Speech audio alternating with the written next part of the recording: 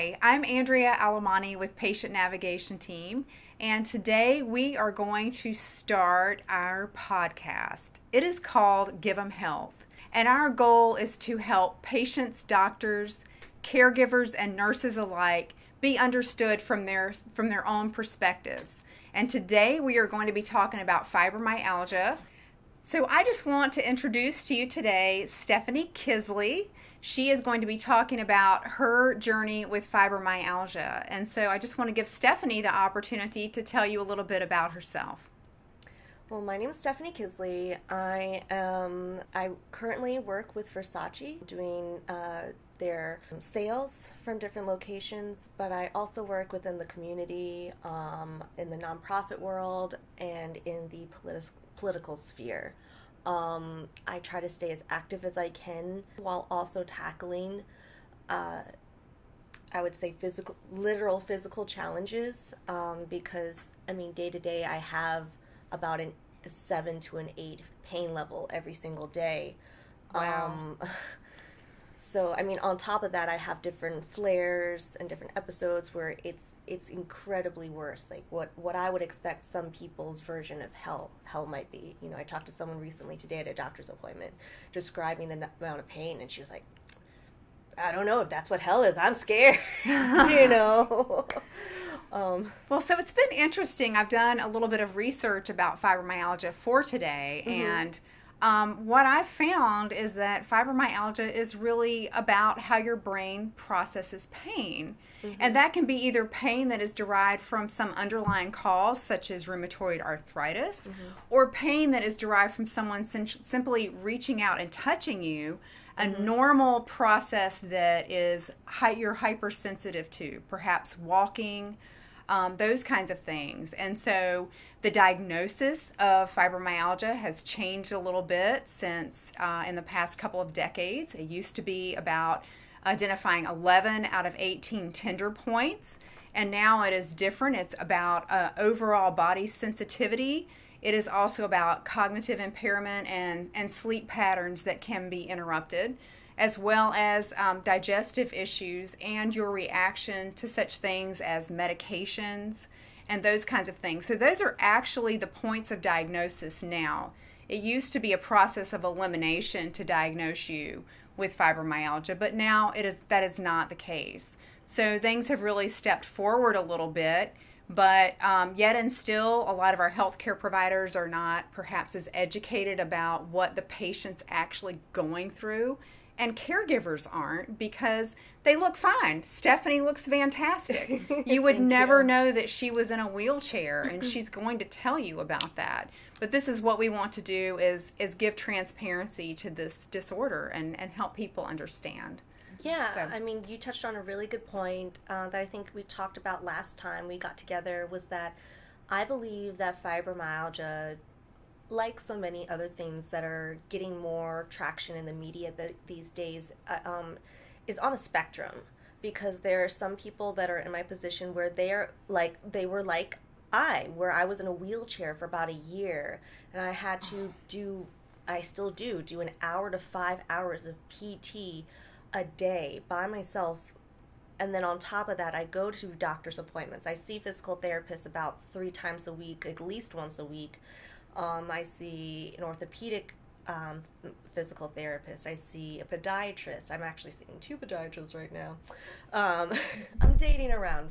You gotta do that. You gotta do that when you have to treat your healthcare almost like dating, because you can't just settle for one person and bank that they're going to be the best doctor for you. One, you have to be the best patient you can be. For yourself. So what does that mean, being the best patient? Because as a patient advocate, that triggers me to ask you, what do you consider to be the best patient? Do your research, figure out this person, if this practice has bad reviews, if you've seen over and over again, did not feel heard, red flag right there. If there's, and this is just shouldn't be an issue, but if there's like, I paid several times and then I keep on getting calls about a copay that I've already paid, that's not billing issues. Billing issues. having to wait 2.5 hours for a 5-minute appointment that was supposed to be 15 to 20 minutes, stuff like that. Find out from a personal friend who's seen them already. You really, like I said before, it's like dating. You got to get a referral from a friend, and it used to be you couldn't even see a specialist without getting a referral from your primary care physician or your general practitioner, some people call them. But now, I think that it's such a free market. I mean, I think it's still that way. And some people, if I were to call my general practitioner, they would say, hold on, let me call you after I call them to see if they can fit you in. Right. And now I don't deal with that because it's like, I don't have a month and a half for you guys to figure out your appointments. I'm going to find a doctor I think is good that suits my needs, and then I'm going to make an appointment with them. Make it simple. Right. As a patient advocate, I've been able to do that and compile information for my clients and actually put together documentation so that they do end up with a referral to a specialist. So because sometimes you don't even get that far. I know. Yes. So what would be really interesting, Stefanie, could you tell us a little bit about your journey with fibromyalgia, because this started for you really young. This has been going on for you for how long? Since I would say middle school. Okay. So I think I started noticing it when, I think last time we spoke, it was when I was carrying all those textbooks. That's and right. I was noticing all the strain on my neck and my shoulders and my back muscles. And it's so funny that it's almost like everyone knows that story. Everyone has achy muscles from carrying all those books. I remember that. It doesn't matter how old or young you are.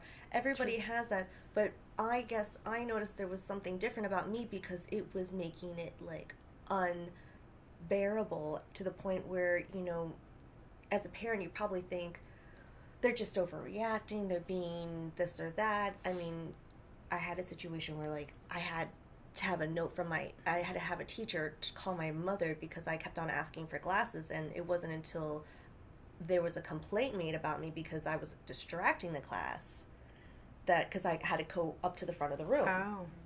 And, like, that's another thing that plays into getting the help you need. Sometimes, if you look fine, people tend to feel that, like, for instance, I went to a doctor's appointment today, and instead of really hearing me out, they heard part of it, which was good, but they didn't really seem too concerned about, well, let's figure this out.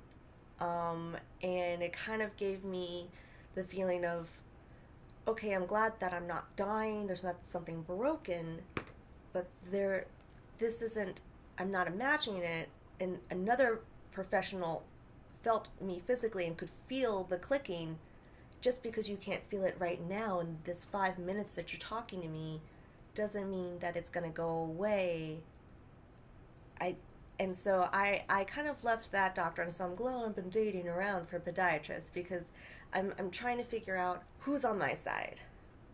Is this a me problem? Is this a them problem? And if it's a them problem, I literally cannot afford the time, and I literally can't afford to just throw my money away on experiences that are not going to end up fruitful. I can't afford 2.5 hours out of my day for something that just is frustrating and not being heard. So personally, I would say that, I've always known something was wrong. I've always been diagnosed with, you've just got really tight muscles. And I was like, yeah, but they're shifting bones. What is that? And when they couldn't figure that out, when doctors in my personal experience, again, I don't like to make generalizations, but in my personal experience, when doctors or practitioners don't know how to explain things, their go-to reaction is, are you sure you're not imagining this? Are you sure this isn't something that you are creating in your mind or manifesting in your mind? Right. And fibromyalgia is kind of funny because there's no physical scars unless, except for my muscles atrophying, because I was in a wheelchair for a little bit, more or less than a year. But just the thing with fibromyalgia is it's degrading when people say it's in your head, because it literally is in your head. Your brain is the thing that tells you that stove is hot. Your brain is the one that says that sharp object, that was the pointy end, don't stop. That's, your brain is the one who tells you what is reality and what is not. And so it's Exactly. not me hallucinating that this is like happening, but it's my brain giving me a healthy dose of stiff upper lip, I guess. Well, it's because the pain signals are intensified. Exactly. And so that's why you are feeling pain more when you're walking, for example, even though there's nothing wrong with you. And the thing about that is that it's not feeling the pain doesn't damage you. It doesn't damage you physically. It damages you emotionally. And it breaks you down. And when people don't understand that, because you're doing a normal activity and you're in extreme pain that they can't identify with, they don't see that. So sorry.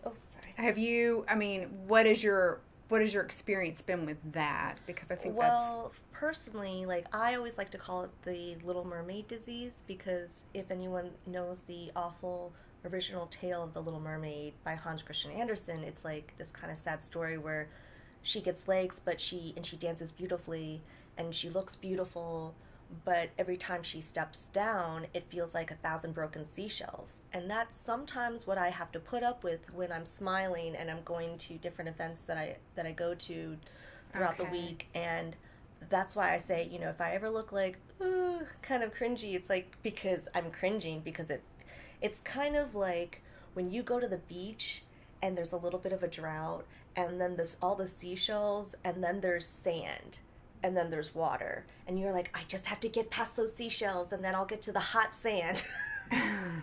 I've learned to live through the seashell pain and just feel like, I've just got bloody feet. Yeah. So when you see a healthcare professional, do they actually help you identify the pain and try to figure out if there really is a reason for it, and then come away with? I feel that the more people I talk to, even, company included, that no one really cares to care unless they know someone personally. I feel that's why this type of YouTube channel and the one that I want to create is so important, because it creates that open line of communication / empathy that is just not there in the healthcare industry right now. Because right now it's just, unless you're losing a limb, unless you could be mistaken for a Game of Thrones character, a little like I've never watched it. I have no idea what you're talking about. Or unless you sound like you might be, the last leg of an Oregon Trail, that's another thing people compare fibromyalgia survivors to, we're literally trying to survive the day. And, I personally plan out things. I'm a stickler on logistics and efficiency, and it's because my life depends on it. A lot of stuff I cannot do last minute. I really wish I could. Sometimes I do, but because of my condition, I need to plan out the time. Am I going to have time to get my walker out of the trunk? Am I going to have, I'm still working on my muscle atrophy. Am I going to be able to hobble / wobble, there in time, Will there be efficient parking? I went to a building that holds a lot of government meetings, and they had 10 handicap parking spots, but they were all in the back of the building where all the doors were locked. And this is a building that's supposed to be open to community. Oh my gosh. Not just I've never seen that before. It was really odd and weird. So, but I've gone to a couple more meetings there, so, and I've gotten in, so. Well, one of the things that I've read a lot about is that it's difficult. Part of the diagnosis part of what makes it difficult to diagnose fibromyalgia is that it does ebb and flow. So Yes. you will have good days, and then you will have bad days, and then on your good days you're kind of creating a bad day for yourself because you're having to get all this stuff done. Correct. It's like this little Russian doll that you have to keep on, like, you can't just get to the baby because you're always constantly, there's something more that you have to add on the to-do list because you have to give yourself that self-care, like in between events. Right. My secret weapon, I told you last time, was stretching. Yes. A minute and a half, 5 minutes if you got it.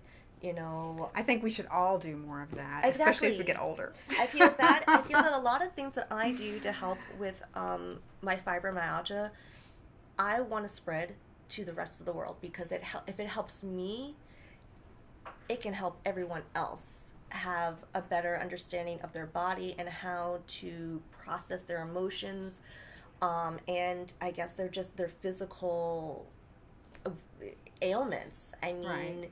I have a girlfriend who has a local business here where she has a cleaning business, and her knees were really achy. She's like, I don't know what's wrong with my knees. And I said, why don't you stretch your quads for just 2 minutes?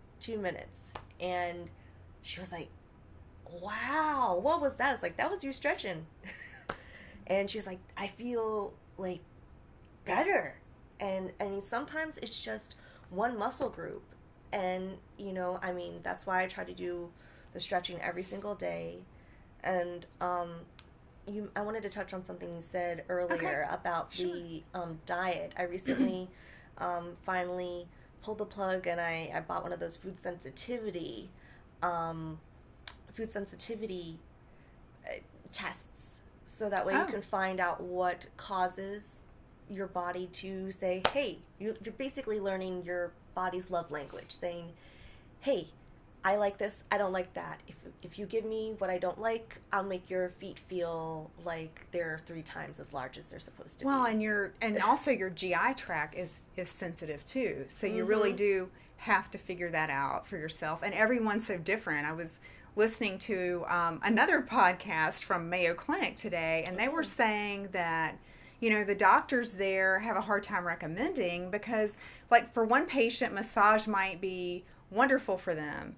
And for another patient, it might be like hell on earth because of the pain, because of the different ways that people are sensitized with fibromyalgia. So it's just you really have to map your own way. And I don't know what you've done with medications, but that's also difficult because you're sensitive to those too, right? Well, that is another thing I've done. I am now only on ibuprofen as needed, and I just purely use CBD sublingual oils, and I drink that lemon ginger water that I offered you guys earlier.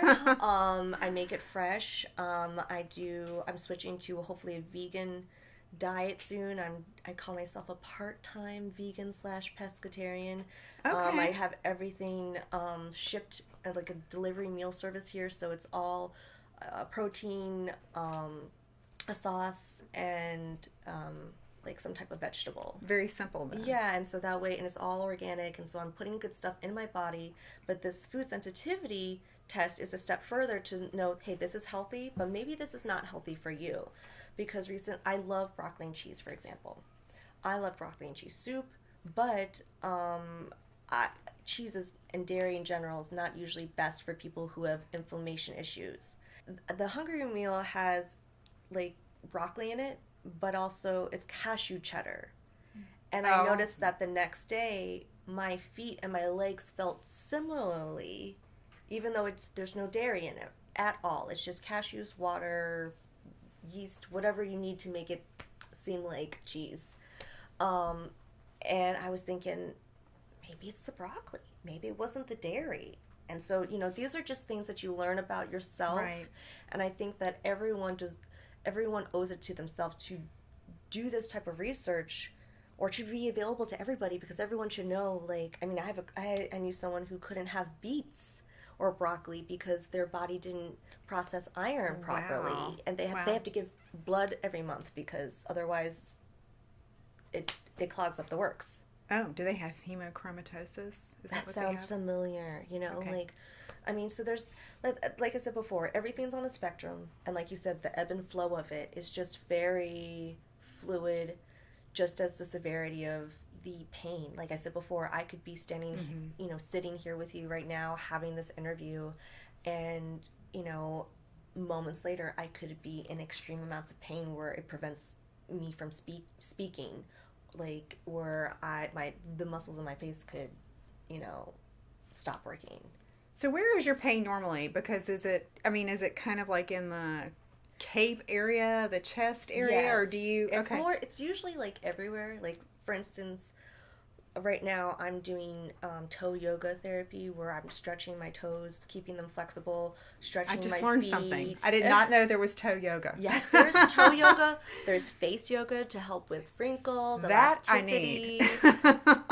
I'll do a little. I know you got to get home, but I'll do a little show for you after. Again, we only need a minute and a half. I always tell myself, you've got a minute and a half. But yeah, for instance, my toe separators, if I leave them in for more than 4 hours, they start to get a little tender. And when I say tender, it starts to feel like someone has peeled back and skinned me alive, and so the nerves are exposed, and so every time I touch it, That's it's a like horrible description. it's like someone wiping their hand on like exposed skin. And so I try to kind of move those joints around because I know even though it hurts and it's like I'm fighting to stay conscious while in this pain, I know that the movement while in that state is necessary, because if I just don't touch it at all and I just leave my toes in that state, that pain will be for nothing. And I'm the person, like I said before, I like efficiency. I'm not going to go through all that for nothing, Oh my gosh. Well, that is so striking to me. And again, like looking at you're gorgeous. Like no one would ever guess that you've had that kind of pain. And not only that, but you're so positive and you have done so much, especially recently. So you need to tell us before we're done speaking today. You need to tell us now what you are doing as a volunteer in our community, because it's just it's a long list. I guess I was going to say, like, I'll try to keep it down to 2 minutes. Well, on a monthly basis, I try to volunteer with the JCs of Greensboro to feed the homeless about every month. I also recently ran for election and won the election for county convention delegate. Woohoo! I recently, So this wonderful. past month, I actually got to vote at the last convention. I was part of it. I felt like I was electricity. That's how excited I was, except without the pain this time. And I also joined the Young Dems. I'll only be able to be a part of the organization for a year because it's 35 and under. So I was like, I'll be turning 35 this year, so I'll have fun while I'm here for a year. I'm definitely doing the face yoga with you. Yes, there we go. And then let's see, what else? I also, that was Monday, and then the Tuesday after that, I went to an organization, and that name tag that I made, to sign up for your name tag, you also signed up to be part of the organization, which is a great marketing technique. I love it. Where it's called Startup and Grind, and it helps support startups that are ecologically friendly. And so I'm part of that organization now. And I also joined another caucus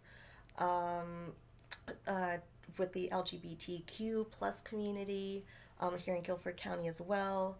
And then I kind of got a little ambushed because I got unanimously voted in as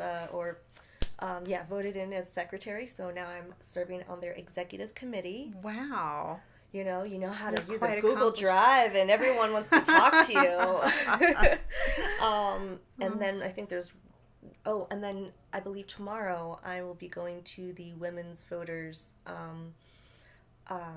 meeting where they're picking officers, and I may or may not run for one of those seats. So at the very least, I will pay my dues and get on the election ballot. So Well, thank you. Thank you for all of your inspiring volunteer organizations. I can't believe I almost forgot. Well, I'm also a board member of a nonprofit called Dance Project. That's where I That's got my right. start. Oh my God, that's how we met. Yes. You know, they're an amazing organization that makes employment and dance available to the entire community, not just the privileged. And I got the green light, and we are definitely getting concrete dates for this summer. I saw, this is what when I was talking about trying to do your best and just making things happen for yourself. I saw a video on Facebook about people wearing these vests in the hearing loss community and them feeling the music at music festivals. And so now this summer in downtown Greensboro during International Dance Day, there was going to be Strictly Social, the nightlife group that brings house music here, from Miami and DC to our triad. They're going to be working with our choreographers. People are going to visually be able to see the music, and the hearing loss community will be able to wear the mechanical vests. So they will be able to feel the music. You are going to have to let us know about that. I'm so excited. That's wonderful. And after the dance marathon, there's one last thing. We might be starting a program for people who with physical and possibly mental disabilities into our program as well. That's something that is on the down low, but I feel that this it's is not anymore. It's not anymore. But I always like to keep the community up to date with things that are being talked and whispered about that are good for our community. Wow. Well, you are inspiring. And so tell us, let's just say that someone's listening and they've just gotten diagnosed with fibromyalgia. In just a couple of sentences, what would you say to them? You've said so much to them already. I would say, what would you say? If you get diagnosed with fibromyalgia, you will find out who your real friends are. That's a blessing. And it's also a very hard pill to swallow, because we all want to believe that everyone in our sphere is our friend. And we learn that there are some people who are better friends than others, and who are never your friend. And so to prepare for that emotional part, and to prepare for the physical part, that you might be diagnosed right now and you might say, I feel fine. It's only when they push me in those certain spots. But I would also recommend going to see not just physical therapist, but a talk therapist. They don't even have to be, they could just be a therapist, Doesn't matter their rank, hierarchy, whatever. Do some talk therapy, even if it's through that app where you text someone, because you're going to need some type of support on how to get through this, especially if you have most people who have fibromyalgia, it is caused by some type of trauma. And until you deal with that trauma, the triggers for that trauma are just going to keep on getting worse and worse and be more persistent. The way you get this type of disease under control is to take away its power. And I would say, if I could give anyone a piece of advice, it would be take back that power. It's yours. So some of the things that I've learned about fibromyalgia, because I do have a family member that has had it, but it's been a distant communication there. And so one of the things I've learned is that it's so tricky from a medical standpoint, because a lot of the medications you can't take because they cause extreme side effects compared with someone who does not have fibromyalgia. And so the doctors are actually recommending things like biofeedback. And as I mentioned before, they're recommending acupuncture or acupressure. And it depends on the person which ones of those they can tolerate and which ones they can't. And so I know from this perspective you have some experience. Can you just enlighten us a little bit about what your troubleshooting has been in that way? That's a great question. Personally, I do everything and anything. It doesn't matter how much pain it causes me. I know I take everything from a macro and a micro position, because like I said before, I was dealing with my toes feeling like the skin had been ripped off, you know, like we won't go back to that visualization. But Thank you. but before, the other visualization that kind of gave you the heebie-jeebies before was I do something similar to acupuncture, which I'm trying to get involved in as well, but I do something called dry needling and wet needling. Oh. Wet needling is very much like dry needling, except it's the wet needling is used. They use a larger needle, and they actually either have steroids or something called lidocaine, which numbs Right. pain. And what I prefer them to use the lidocaine because I don't want to. I would too. Use any steroids because although it helps in the short term, in the long term it damages the muscle tissue. And so I'm all about, again, micro but also macro results. When they use whether it's wet needling or the dry needling, I have heard many times that when they insert the needle, that my muscle tissue has been in a spasm for such a long period of time without a long enough release that the lactic acid has actually calcified my muscle tissue to the point where when they put the needles in, they say that the texture, it feels like styrofoam when they push it in. It's over, I guess, very stubborn styrofoam, because it's squeaky. And is that something you still continue to do, or is that something? Oh yeah, I mean, I do everything from relaxing Swedish massage stuff, because even just rubbing me can feel like someone's taking a piece of sandpaper and rubbing my skin off. But I also know that, again, in the macro sense, that if they use those rolling techniques, that big baseball and, you know, the back of my shoulder blade will become a baseball. You know, like we all have our goals. I do everything from strengthening, lengthening, core strengthening, the toe yoga that I was telling you about before. Whenever I walk, I walk with my abs. So I let my core take the first step and I follow through with my leg muscles. So I walk more mindfully. Also, another thing that I use besides the physical, like the dry needling, acupuncture, or physical hand-on one-on-one massage, I also use something called biofeedback, or meditation, or some people call it mindfulness. I particularly have found one that I've always been a big fan of biofeedback and mindfulness, and even neurofeedback, which is more neurological. But for me, I found something called Nidra yoga.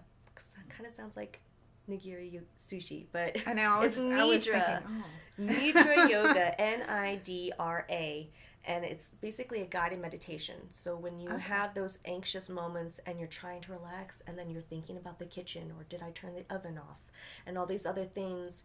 You know, you think about... You just described me. Right? I mean, that's like everybody. And what it does is it tells you things like, you know, concentrate on your forehead, your right hand, middle finger, forefinger, you know, back of the hand, front of the hand. And so it helps when you bring yourself out of that thought, because it keeps you in between alpha and beta waves, so you don't quite fall asleep, but you're in that restful sleep. They say that 15 to 20 minutes of this is equivalent to 4 hours of rest. And I can attest to this because I got 4 hours of sleep when I wanted to get 8. And before I started my day, I was like, I'm going to listen to at least 20 minutes of this, if not 30.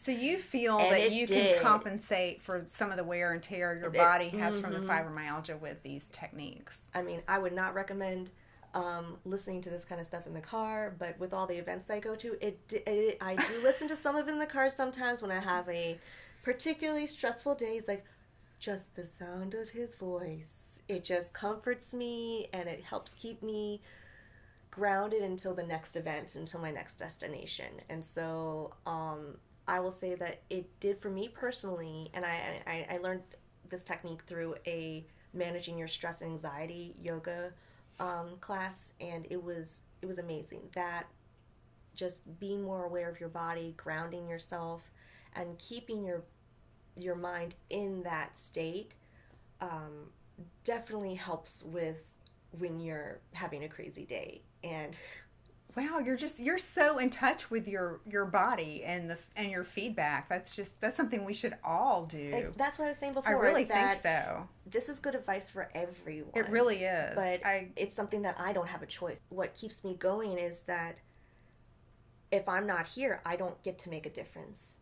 And it's my privilege that I am here still today and am able to do the work that I'm doing. That is so true. That is so true.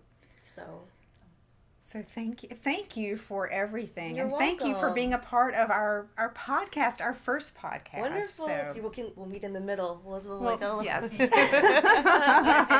little slideshow.